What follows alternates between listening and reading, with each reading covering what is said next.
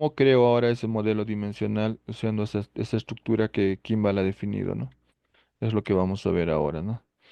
Por este lado izquierdo, como tú puedes ver, tenemos un modelo relacional de una base de datos transaccional. En este caso es una base de datos de ventas, ¿no? Porque aquí tiene el producto, la categoría, el detalle de factura, la factura, el detalle, el modo de pago y el cliente. Son las tablas principales para hacer ventas, ¿no? Y como tú has visto, estas tablas son normalizadas, generalmente hasta la tercera forma normal. Por lo tanto, si yo tengo poca cantidad de datos, podría jalar directo estos datos y hacer Business Intelligence sin hacer un Data Warehouse. Funciona, así se puede hacer. Pero si tengo muchos datos, va a ser muy lento mi herramienta o la plataforma o que estoy haciendo de Business Intelligence. Por lo tanto, lo recomendable es usar lo que dice Kimball y es crear un modelo dimensional. Como hemos visto, el modelo dimensional tiene una tabla principal, que es la tabla de hechos, donde están las medidas, los campos calculados, ¿no? Los importes, cantidades. Por ejemplo, aquí tengo las unidades y tengo los precios, y también están las claves foráneas de las dimensiones. En este caso tenemos la dimensión producto, la dimensión almacén, la dimensión tiempo, la dimensión cliente y la dimensión promoción. Entonces, si te das cuenta, aquí solamente hay un join, por lo tanto, esto va a ser mucho más rápido al momento de hacer las consultas. En cambio aquí, si quiero llegar desde cliente hasta categoría, voy a tener que hacer un join, dos, tres, cuatro, ¿no? Eso hace que sea muy lento al final cuando tienes muchos datos, las consultas SQL o los selects, ¿no? Los selects van a ser muy lento al hacer en este caso. Por eso es que Kimball hizo esta arquitectura, ¿no? De estrella. ¿Listo? Entonces, en las métricas, cuando hablamos de métricas, estamos hablando de indicadores cuantitativos porque son números que te van a permitir evaluar, medir, ¿no? O hacer el rendimiento de diversos procesos. Pueden ser métricas del ámbito empresarial, como son ventas, ¿no? Retorno de inversión, tasa de retención de cliente. Pueden ser métricas de business intelligence, como eficiencia operativa, satisfacción del cliente, tiempo del ciclo. O puede incluso haber métricas en Machine Learning, como puede ser en este caso la precisión recall, que en el caso de Machine Learning son indicadores de cuán preciso, cuán bueno es tu modelo, ¿no? Cuán modelo es tu modelo en cuanto a precisión, ¿no? A los errores que pueda cometer. ¿Listo? Pero en el mundo del Business Intelligence lo que nos interesa son los KPIs, ¿no? Que son los indicadores de rendimiento, ¿no? Cómo vamos logrando las metas que nos hemos propuesto en el plan estratégico. Y generalmente los KPIs, los indicadores de rendimiento, vienen definidos en el plan estratégico, ¿no? Como has visto. Pero lo que tú tienes que entender aquí bien claro es que las métricas pueden ser cualquier medición. Por ejemplo, acá tengo métrica. ¿Cuándo sería? A ver, la cantidad de infectados por COVID en el año 2020. Por ejemplo, en Perú tenemos esta cantidad de infectados de COVID, ¿no? Esta es la población total, ¿no? La cantidad total. Esta cantidad se hizo el test. Esta cantidad dio positivos, 319.646. ¿Y cuántos han fallecido? 11.500. Estos son medidas que tenemos, ¿no? Solamente ha contado la cantidad de elementos, es un count, ¿no es cierto? Entonces, a eso se conoce como métrica, porque son medidas. ¿Listo? A partir de las medidas tú puedes sacar los KPIs. ¿Qué es un KPI? Una evaluación del desempeño. Y generalmente el KPI está expresado en porcentajes. Entonces, quiero sacar, por ejemplo, el porcentaje de letalidad. Entonces voy a tener que dividir la cantidad de fallecidos entre la cantidad de casos positivos. Y esa división me va a dar la letalidad. En este caso, en Perú hemos tenido 3.6% de letalidad. Entonces, cuando tú ya haces operaciones para calcular porcentajes, estamos hablando de KPIs, ¿no? Entonces, tienes que saber diferenciar de métricas de los KPIs. ¿Listo?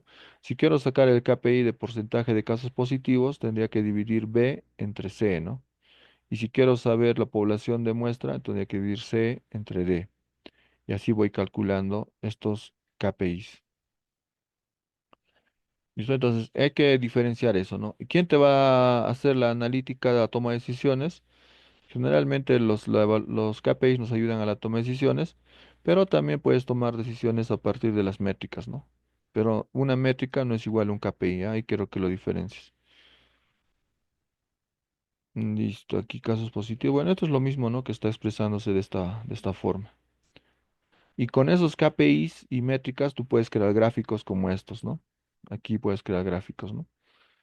Por ejemplo, aquí tendría, estos serían las métricas, ¿no? Los casos positivos aquí en el eje Y tendríamos ya los KPIs, ¿no? Que es el porcentaje de, en este caso, de letalidad, ¿no? Si en el caso anterior habíamos visto que en Perú tenemos un 3,6 de letalidad, aquí debería reflejarse eso, ¿no? ¿Dónde está Perú? Acá está Perú, ¿no? Con su 3,6, esta esfera, ¿no? Pero para que no sea tan cruda la información como así en números, a veces en números no se nota tan bien la información. Generalmente esto mismo se está presentando ahora en forma gráfica, ¿no? Que es mucho más visual por los círculos o en este caso, que muestran la cantidad, ¿no? El porcentaje, ¿no? Entonces acá puedo ver, por ejemplo, en forma rápida, que Estados Unidos tiene una gran cantidad de casos positivos, ¿no? Pero su letalidad es muy similar, casi parecido al de Perú, ¿no? En cambio, Francia tiene muy poca cantidad de casos positivos, pero su letalidad ha sido muy alta, ¿no? En Francia.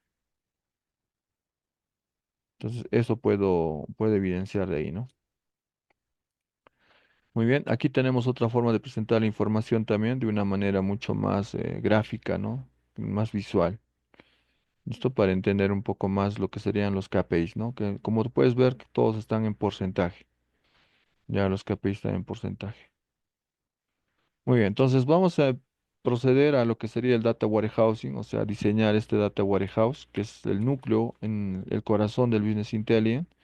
Ya vamos a intentar graficar ese data warehouse. Muy bien, entonces también una pregunta que te voy a hacer siempre va a ser diferenciar entre data warehouse y data mart, ¿no? Ha ocurrido ya en algunas investigaciones que han hecho algunos alumnos que, digamos, ha hecho su data warehouse, decía, ¿no? En su tesis, data warehouse para la empresa tal, y cuando estuvo sustentando, alguien le preguntó, ¿no? ¿Tú has trabajado con los datos de toda la empresa o has trabajado solo con los datos de ventas? Entonces él dijo, no, no, solo he trabajado con los datos de ventas. Entonces, ¿por qué le estás diciendo data warehouse si solamente es un data mart? O sea, si tú trabajas solamente con los datos de un área de la empresa, se conoce como data mart. Entonces aquí tendría data mart, data mart, data mart. Cuando tú vas a trabajar con todos los datos de la empresa a nivel operativo de la pirámide, no te olvides, todo lo que tenga a nivel operativo, a eso se conoce data warehouse, con todo lo que tiene la empresa. Si no tiene todo, solo es una parte, todavía se conoce como data mart. Y el data mart tiene la misma estructura en estrella que tiene el data warehouse, ¿no? Internamente es la misma arquitectura, ya no hay diferencia. Y dentro de un data warehouse podemos crear varios data marts, ¿ya? Y que lo vas a ver más adelante también, en forma ya práctica, ¿no? Entonces, un modelo dimensional, como les vuelvo a explicar, tiene una tabla principal de hechos o la tabla fact y las tablas dimensionales que van a ir como una estrella, ¿no? Como, en este caso, ¿cómo es la estrella? Más o menos así, ¿no? Entonces, esto sería el centro de la estrella. Acá habría otra dimensión, tendríamos otra dimensión. Va creando como una especie de estrella, ¿no? Listo. ¿Qué hacen las tablas dimensionales? Solamente son tablas descriptivas del negocio, ¿no? En cambio, los hechos muestran información cuantitativa, ¿no? Que son las medidas, las métricas, o en este caso, en la tabla de hechos van a estar medidas y métricas, ¿no? Las medidas simplemente son importe total, la utilidad, ¿no? Y las métricas pueden ser operaciones, por ejemplo, utilidad bruta, utilidad operativa. Entonces voy calculando a partir de estos importes otros tipos de cálculos que se conocen como métricas. ¿Ya? Y cuando hablo de porcentajes relacionados con el plan estratégico, estoy hablando de los KPIs, ¿no?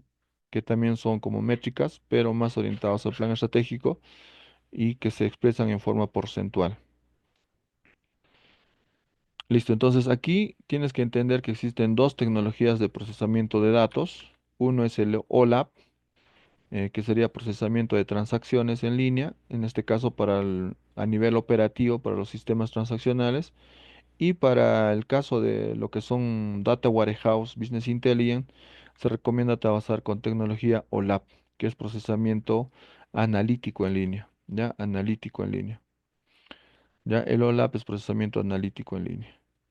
¿Por qué se recomienda trabajar con esta tecnología? Porque el procesamiento analítico en línea es una tecnología diseñada para analizar grandes volúmenes de datos, con datos multidimensionales. Esto facilita la toma de decisiones y también hace que el proceso sea mucho más rápido. Eso no significa que tu Data Warehouse siempre va a estar implementado en una herramienta que soporte OLAP. También podrías armar tu Data Warehouse en una herramienta como que sea OLTP, ¿no?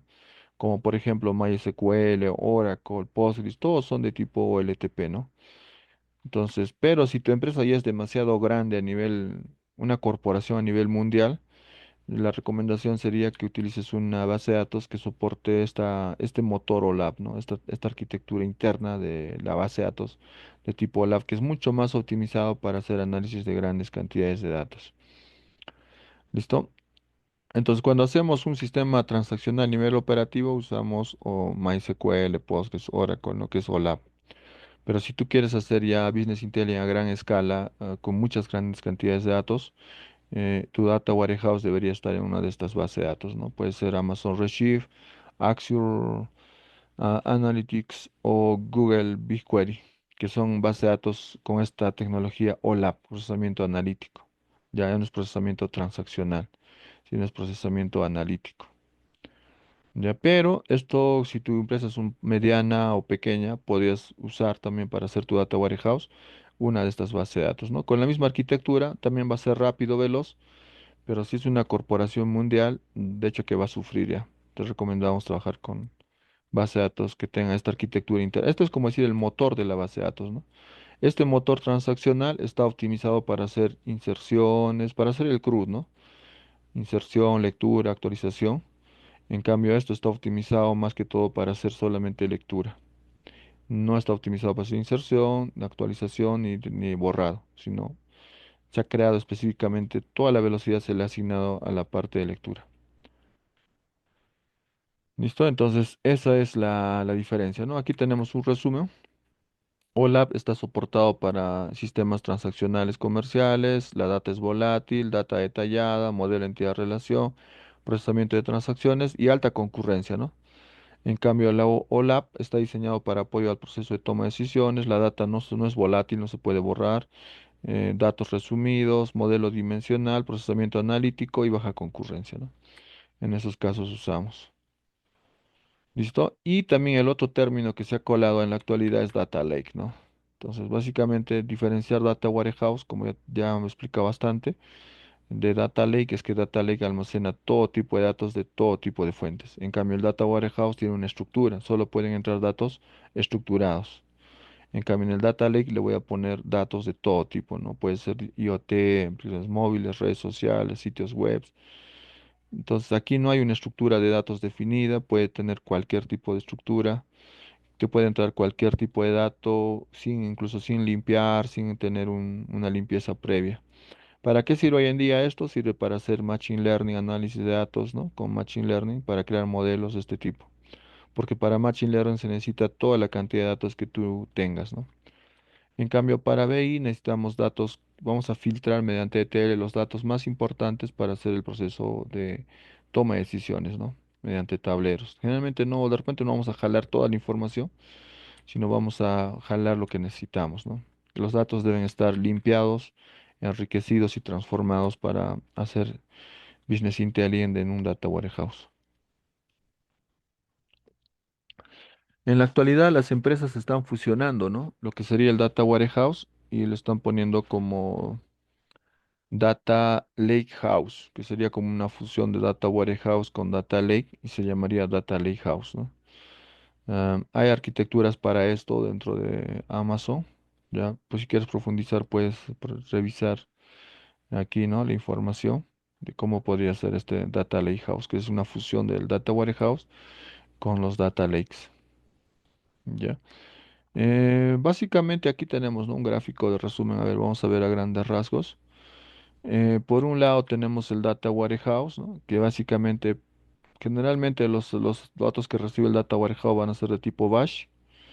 Ya, y esas fuentes de datos van a ser base de datos estructuradas, ¿no? Puede ser un RP, un CRM, o sea, recibe datos de fuentes estructuradas, generalmente un data warehouse. En cambio, el data lake, como puedes ver aquí, recibe datos en batch o streaming, pero pueden ser de diversas fuentes, otros dispositivos, de la web, de sensores IoT, de las redes sociales, todos entra al data lake. Y al final lo tenemos que procesar con Big Data, ¿no? Procesamiento con Big Data, un procesamiento en el tiempo real puede ser, y el objetivo final es hacer Machine Learning, ¿no? Con el Data Lake. En cambio, con Data Warehouse el objetivo final es hacer Business Intelligence, ¿no? Pero en la actualidad, con el avance de la tecnología, como les he explicado, que los modelos de Machine Learning también están incorporando, o de Business Intelligence, también incorporan Machine Learning, entonces se alimentan también de esto. Entonces, estos datos del Data Lake, en algún momento podremos usarlo también incluso para hacer Business Intelligence. O sea, se están juntando, ¿no? Como puedes ver en esta imagen, ¿no? Ambas fuentes.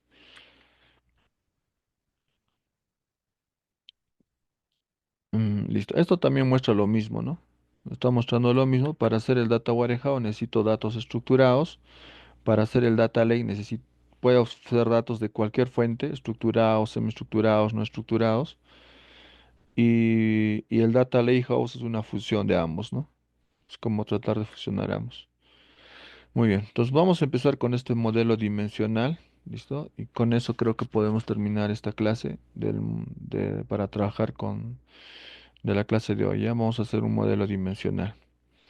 Muy bien, el modelo dimensional generalmente es un modelo en estrella, como en el año 96, ¿no? Lo definió Ralph Kimball, ¿listo? Una tabla principal con las dimensiones a los costados, ¿no? Listo. Ah, usar el MySQL Workbench. Listo, entonces si les sale ese error, entonces vamos a usar aquí, miren, MySQL Workbench. Me voy a conectar a la base de datos de Aventure Wars 2019, que sería esto. La voy a poner set default schema.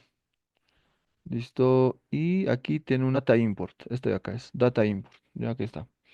Entonces con esta herramienta de data import vamos a importar los datos. Esta herramienta de data import lo que te dice es import to project folder. O sea, aquí tengo que jalar donde está el folder o el archivo, ¿no? El archivo. En este caso voy a importar un archivo SQL. Entonces voy a seleccionar descargas, Aventure Word 2019. Este archivo voy a recuperar este backup. Después me dice, ¿dónde quieres recuperar? Quiero recuperar en Adventure Wars 2019. Listo, ahí quiero recuperar. Listo, y simplemente le voy a poner star import. Me dice cuál es el password, no tiene password, simplemente aceptar. Y aquí se ejecuta, es como tú estarías haciendo de este consola este comando, ¿no? Este comando para recuperar la base de datos, este consola. Ya esperemos que funcione. Aquí está cargado mi base de datos correctamente. Aquí debería cargar ya el proceso, si es que no hay ningún error. Ahí está, ya cargó. Y si todo sale satisfactoriamente, deberías ir a tu base de datos. Ya entras a Venture Works, actualizas y ya tenemos todas las tablas, ¿no? Ahí está. Entonces, esto es cuando son los backups son muy pesados y tienen mucho peso, en este caso casi 100 megas, 98 megas. A veces en la web no soporta, no toda esa carga. Entonces les recomiendo usar esta herramienta que se llama MySQL Workbench, también es gratuita, open source. Simplemente descargas y luego ya recuperas, ¿no? Con esta herramienta que es Data Import. Ya está en Database, en Server, Data Import. Y con eso tendrías ya la base de datos restaurada. Fabricio, ¿lograste restaurar? Sí, normal. Ya, No listo. tuve error. Entonces, esto es una base de datos de tipo transaccional, ¿no? Y esto tiene una forma normal hasta la tercera forma normal. Entonces, tiene bastantes tablas, son 77 tablas, como pues 71 tablas, ¿no? Entonces, entender esta base de datos no va a ser sencilla. Aquí hay no es el modelo de la base de datos que estamos usando ahorita del 2019, sino esto es del 2008, pero es muy similar. Y como puedes ver, aquí está todo, todas las tablas que están ya, ¿no? En nuestra base de datos relacional, transaccional. Tenemos un schema, un esquema de ventas, un esquema de recursos humanos, de personas. Tenemos la parte de producción, tenemos la parte de compras, ¿no? Todos estos schemas tenemos, ¿no? Entonces, lo que tenemos que hacer ahora es, de todo esto que es un modelo que está en la tercera forma normal, crear un modelo que solamente sea con una tabla principal y tenga tablas dimensionales. Esa estructura tenemos que crear. Y buscar aquí, de repente estas tres tablas van a cargar esto de acá, o estos tres tablas, sino vamos a tener que extraer los datos de este modelo relacional y cargarlos dentro de un modelo dimensional, ¿ya? Que tenga tablas y todo eso.